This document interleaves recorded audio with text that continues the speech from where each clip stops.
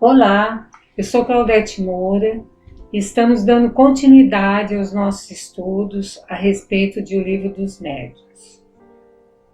Na vez passada, estivemos falando a respeito de como Kardec introduziu esse estudo, da introdução do Livro dos Médiuns, falando também a respeito da prática mediúnica, da necessidade do estudo para que possamos estar preparados para essa comunicação com o mundo espiritual.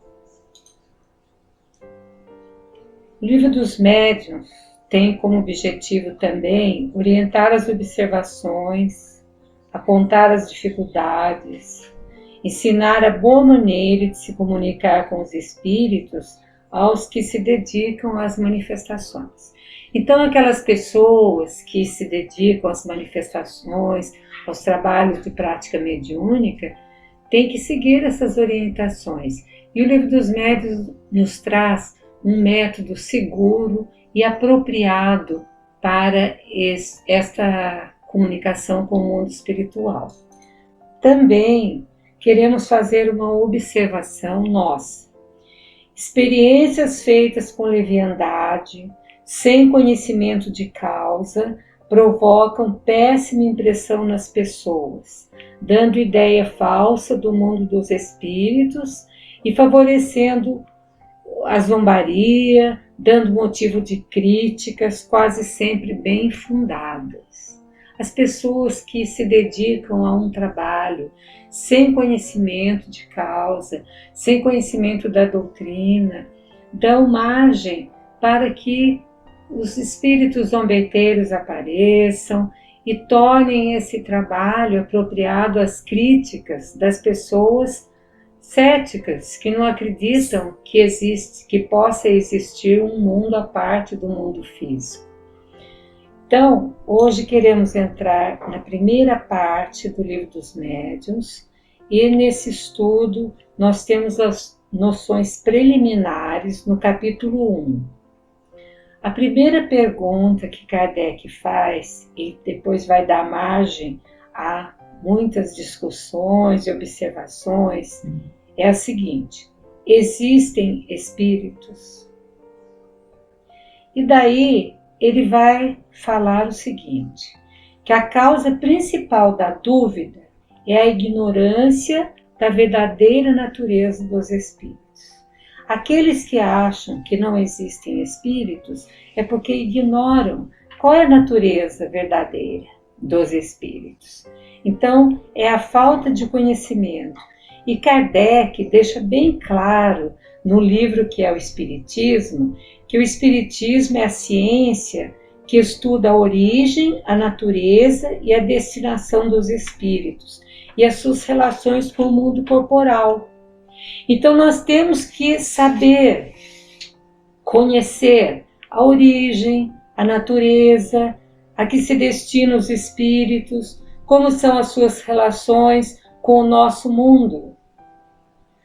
A crença na sua existência, ou seja, na existência dos espíritos, decorre necessariamente do fato de haver um princípio inteligente no universo além da matéria. E aí, voltando no livro base, que é o Livro dos Espíritos, nós temos que no universo existem espírito e matéria.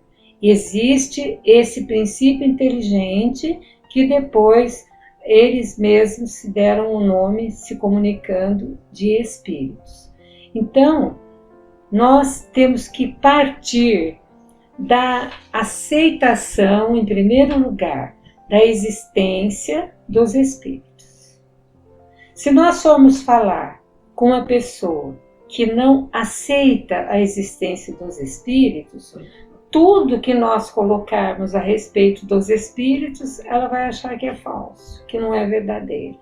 Então, em primeiro lugar, tem que haver essa aceitação da existência dos espíritos, aceitação da sobrevivência deles após a morte e da individualidade que o espírito conserva, individualidade da alma, porque quando desencarnamos, conservamos a nossa individualidade.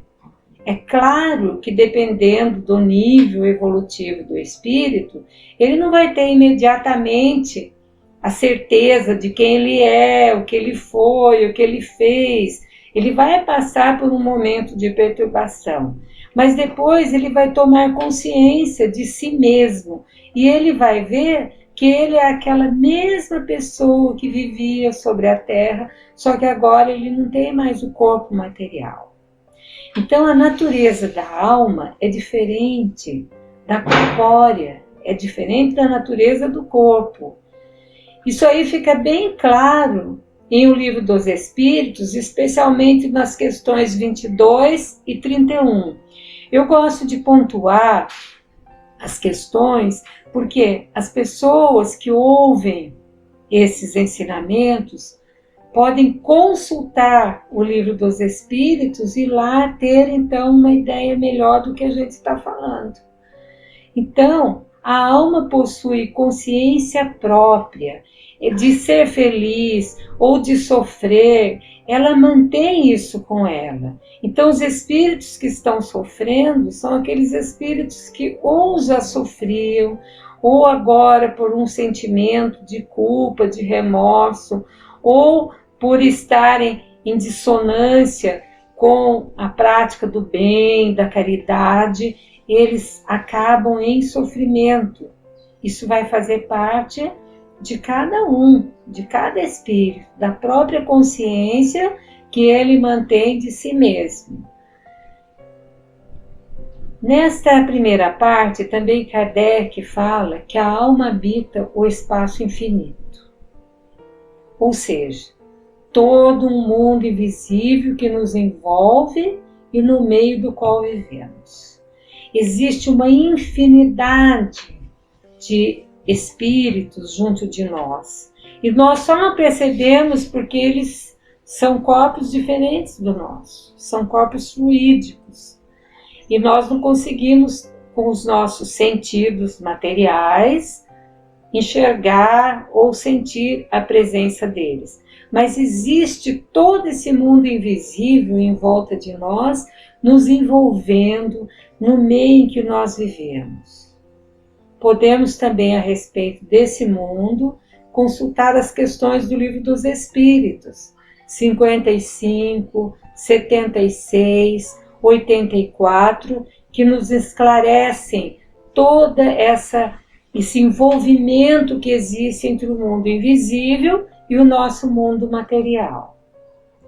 Também nessa primeira parte, Kardec fala que a sorte de cada uma das almas depende da sua condição moral. E isso ele deixa bem claro. Dependendo da condição moral, a alma vai estar bem ou estar em sofrimento. Ela vai estar em perturbação ou vai estar de consciência tranquila, gozando a felicidade que ela merece.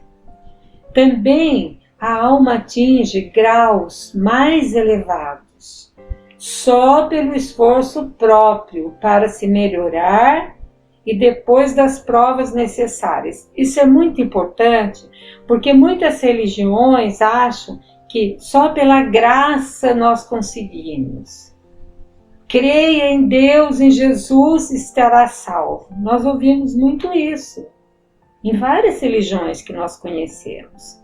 E Kardec traz então uma especificidade dizendo que a alma atinge graus mais elevados só pelo esforço próprio para se melhorar. Ela tem que se esforçar de a cada dia ser melhor do que ela já é. Uma vez perguntaram a Chico Xavier se o espírita tinha que ser melhor do que qualquer pessoa. E o Chico, na sua sabedoria e na sua humildade, falou: o espírita não tem que ser melhor do que ninguém. Ele tem que ser melhor do que ele já é a cada dia. Então é só assim que a alma vai alcançar esses graus mais elevados, com o seu esforço próprio.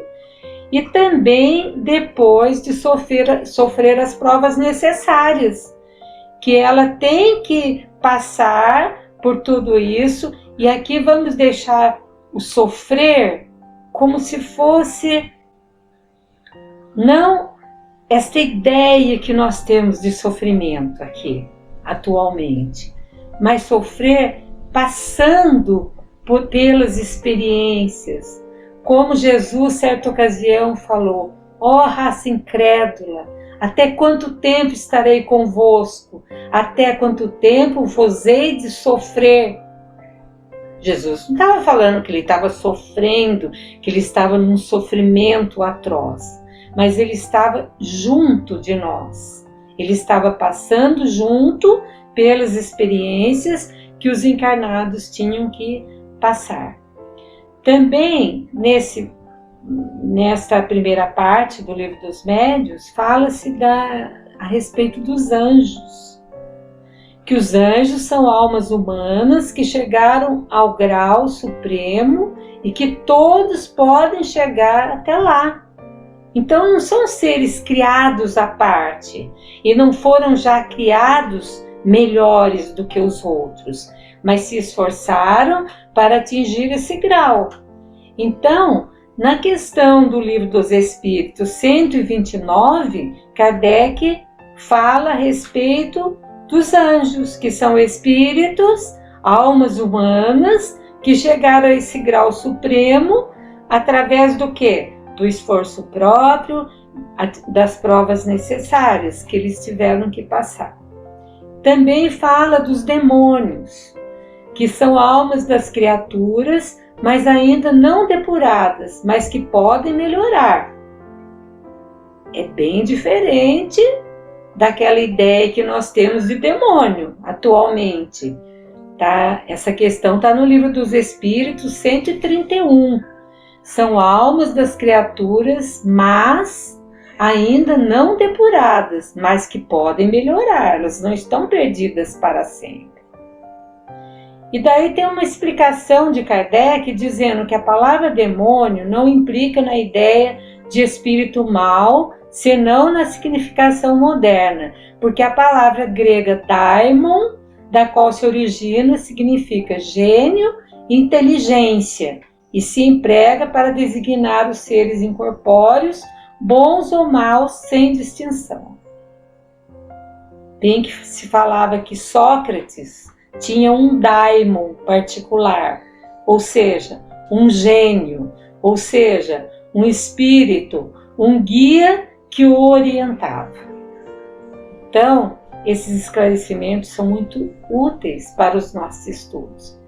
E antes de iniciarmos uma prática mediúnica, precisamos estar, então, orientados, muito bem orientados, e essa prática tem que ser feita com muita seriedade, com muito carinho, com muita vontade de alcançar um objetivo sério. Por hoje nós ficamos por aqui e agradeço muito a atenção de todos. Até a próxima oportunidade, se Deus quiser. Claudete Moura, para o divulgar.net.